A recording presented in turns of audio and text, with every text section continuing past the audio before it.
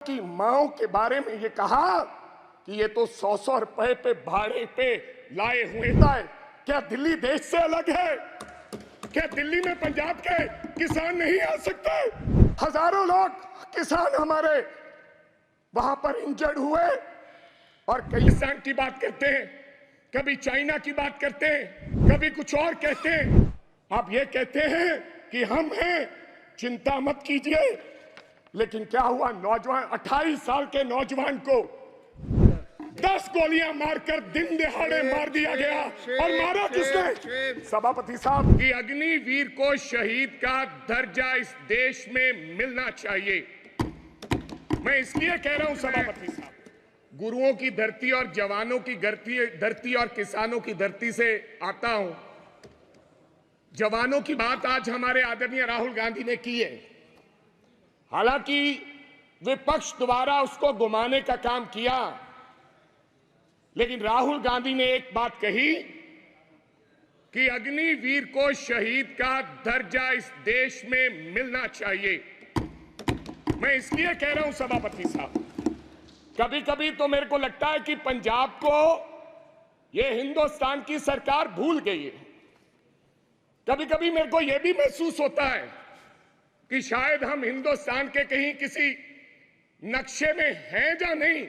जिस प्रकार से हमारे सरकार का हमारे पंजाब के लोगों की तरफ व्यवहार है, ऐसा हमें महसूस होता है। मैं आपको बताना चाहता हूं सभापति साहब, जब हिंदुस्तान के देश के प्रधानमंत्री जब लाल किले पर झंडा लहराते हैं, और मैं गर्व से कह सकता हूं कि उस झंडा लहराने में पंजाब के हजारों नौजवान लोगों ने अपनी शहादत दी है। ये अवसर इसलिए प्राप्त हुआ है सभापति साहब। मैं कहना चाहता हूं सभापति साहब, मैं अपने किसान की बात करना चाहता हूं। पिछले 1.5 साल से सभापति साहब, पंजाब का किसान, देश का किसान, आज बड़ी बड़ी बातें की गई। आदरणीय मंत्री महोदय कहे कि हमने एमएसपी दी है। एमएसपी आपने दी है? 1967 में कांग्रेस की सरकार ने किसान के लिए एमएसपी दिया था। जब देश भूखा मर रहा था, तो पंजाब के लोगों ने, इन किसानों ने, देश के किसानों ने देश के लोगों का पेट भरने का काम किया। आज कोई आसान नहीं कर रहा कि हम उनको एमएसपी दे रहे हैं।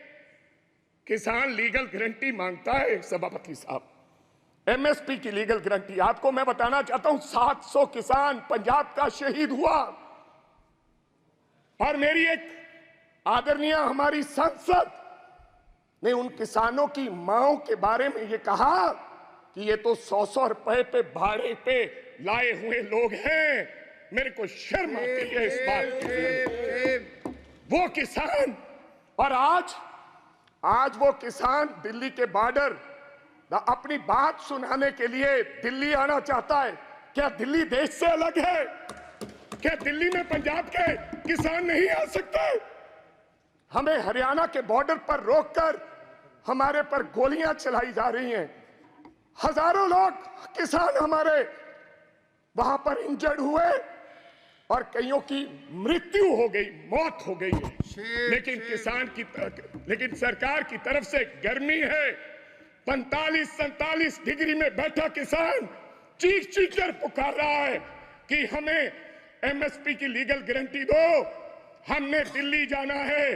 लेकिन उनको आदेश है हरियाणा की पुलिस को, यह देश के गृह मंत्री के द्वारा दिया गया आदेश कि पंजाब का अगर कोई व्यक्ति दिल्ली की तरफ किसान मुंह करेगा तो गोलियों से उसको मार दिया जाएगा। ऐसा हमारे साथ व्यवहार हो रहा है सभापति साहब।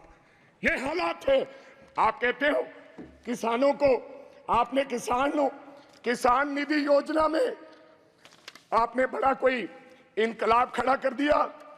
आपने कहा कि 3,20,000 करोड़ लोगों को हमने 20,000 करोड़ दिया है किसान निधि योजना के तहत। मैं पंजाब की बात बताना चाहता हूं। आंदोलन के बाद हमारे साथ किस प्रकार का व्यवहार हुआ। 2019-20 में 23 लाख लोगों को किसान निधि योजना का फायदा मिलता था। जब हम आंदोलन किया, सरकार को काले कानून जो 3 बने थे वो सस्पेंड करने पड़े, वापस नहीं लिए। तो इन्होंने कहा कि अब इनकी निधि योजना बंद करो। 2023 और 24 में ऑन रिकॉर्ड बोल रहा हूं, फ्लोर ऑफ द हाउस, 8,56,000 लोगों के किसान निधि योजना से नाम काट दिए गए। ये छोटी बात नहीं है। और कहा गया कि इनके कागज इनकम्प्लीट थे, इसलिए हमने इनके ये खाते काट दिए गए। तो पहले आपने कैसे दे दिए 23.5 लाख लोगों को? मैं चलो ज्यादा कुछ ना कहते हुए मैं आगे एक बात और करनी चाहता हूं। सभापति साहब, ये किसान का हाल है। मैं बताना चाहता हूं, अभी मैं पेज नंबर 19 पे पढ़ रहा था कि ये भारतीय न्याय संहिता यानी कि penal code will come into force in the country from the 1st of July, लोगों को इंसाफ देने के लिए। और देश के गृह मंत्री ने लॉ एंड ऑर्डर की बात कही कि पंजाब में लॉ एंड ऑर्डर की स्थिति ठीक नहीं है। आज से 4-5 महीने पहले मैं आपको ये कहना चाहता हूं, आप लोगों को जस्टिस देने के लिए ये लॉ लेकर आ रहे हैं।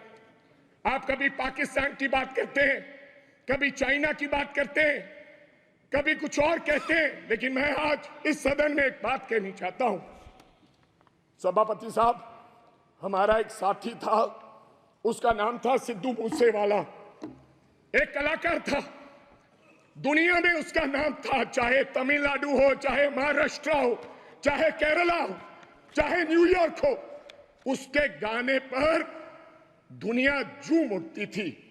और मैं ये भी कहना चाहता हूं सभापति साहब, टाइम स्क्वायर न्यूयॉर्क में हर तीसरे दिन सिद्धू मूसेवाला बजता है। बिलबोर्ड दुनिया के 100 गाने, उनमें से सिद्धू मूसेवाला हर रोज पहले, दूसरे, तीसरे नंबर पे वो व्यक्ति रहता है। उसके साथ हुआ क्या, मैं आज इस सदन को जानकारी और बताना चाहता हूं आपके माध्यम से। क्या हुआ 28 साल के नौजवान के साथ? हम नेशनल सिक्योरिटी की बात करते हैं, आप कहते हैं हिंदुस्तान में परिंदा भी पर नहीं मार सकता। आप ये कहते हैं कि हम हैं, चिंता मत कीजिए। लेकिन क्या हुआ, नौजवान 28 साल के नौजवान को गोलियों से मार कर 10 गोलियां मारकर दिन दहाड़े मार दिया गया। और मारा किसने? सभापति साहब, बहुत से लोग मारे जाते हैं, मारा किसने? एक तिहाड़ जेल में बैठा एक गैंगस्टर जिसका नाम लॉरेंस बिश्नोई है, उसने मारकर कहा, जेल से इंटरव्यू दिया और कहा मैंने मारा है। अभी तो सिद्धू मूसेवाला मारा है, अभी इसके बाप को भी मरना होगा। जेल से इंटरव्यू दिया। आप नेशनल सिक्योरिटी की बात करते हैं, कब इंसाफ मिलेगा सिद्धू मूसेवाला को? क्या होगा? 28 साल का नौजवान जिसकी मां के एक बेटा था, एक, और बिना शादी के ब्याह में हमारे सर पर सेरे बांधे जाते हैं, सेराबंदी होती है, आपके भी होती है। डेड बॉडी पड़ी, डेड बॉडी पर मेरी उस मां ने, सिद्धू मूसेवाले की मां ने फिर सेरा लेकर आए और अपने बेटे के लाश पर सर पर सेरा बांध के उसकी बधाई दी है। ये हालात हैं। आप देश के गृह मंत्री हैं, इंसाफ दिलाएं और जेलों में बैठे ऐसे गैंगस्टर को आप निकाल के उस परिवार को इंसाफ दें। लास्ट बात सर, 1 मिनट में खत्म करूंगा। आप सभापति साहब, मैं ये इसमें लिखा है पेज नंबर 4, पॉइंट नंबर 5, क्या लिखा है? Now my government is striving to make India the 3rd largest economy in the world. कैसे बनेगा साहब? मैं सब उस शहर से आता हूं, लुधियाना से। जो हिंदुस्तान का कभी कभी ईस्ट मैनचेस्टर कहा जाता है जिसको, आज क्या हालात हो गए इंडस्ट्री के, डाइंग इंडस्ट्री है सर वहां पर, साइकिल इंडस्ट्री है, लोग छोड़ छोड़ के कारोबार धंधा बंद करके अब चले जा रहे हैं लुधियाना छोड़ के, ये हालात कर दिए। मैं एक छोटी सी उदाहरण देना चाहता हूं। 10 साल में हमें इस सरकार ने कुछ नहीं दिया।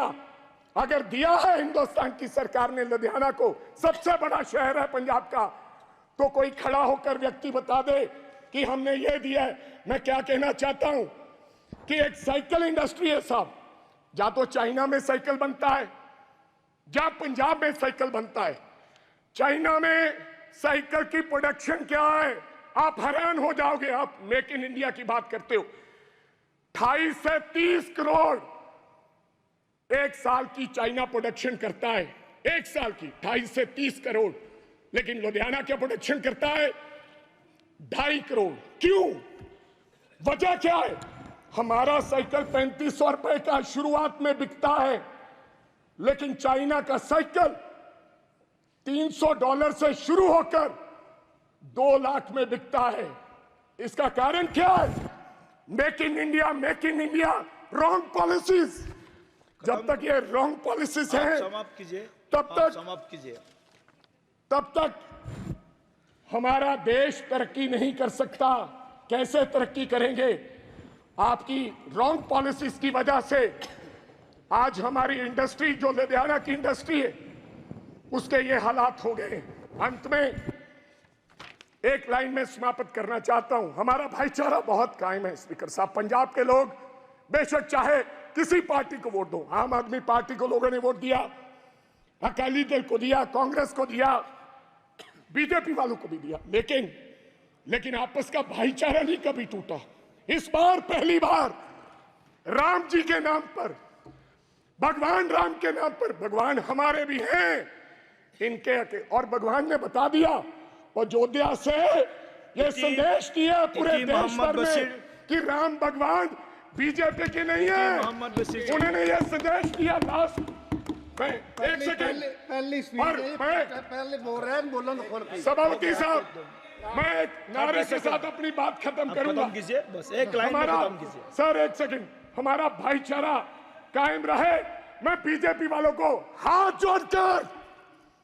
जोड़कर गुजारिश करना चाहता हूं, देश के प्रधानमंत्री जी को, देश के गृह मंत्री जी को, कि मंगलसूत्र की बात ना करें। थैंक यू आप कब्रिस्तान की बात मत करें। मैं एक नारे के साथ अपनी बात खत्म करूंगा। मंदिर बांटा, मस्जिद बांटी, मंदिर बांटा, मस्जिद बांटी, बांट दिया भगवान को। ओ शर्म करो बीजेपी वालों, मत बांटो इस देश के बोले वाले इंसान को, मत बांटो इस देश के बोले वाले इंसान। सर